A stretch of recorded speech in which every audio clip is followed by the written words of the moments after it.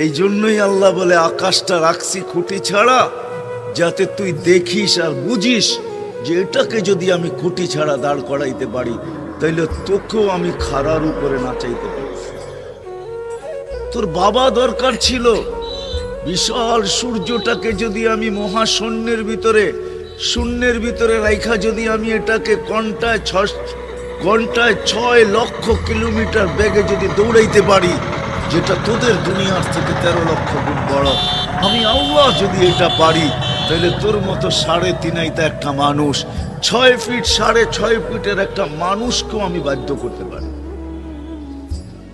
আল্লাহ বাধ্য করার হাজারো নিদর্শন আমাদের সামনে দিয়া দিছেন, কিন্তু আল্লাহ বলে তোকে আমি বাধ্য করব না, তোকে বুঝাবো। বিদায় আল্লাহ বুঝাইতেছেন আমাদেরকে। বিদায় কথা যেখানে শুরু ওইখানে আবার যেতেছি, যাতে বুঝে আসে দুনিয়া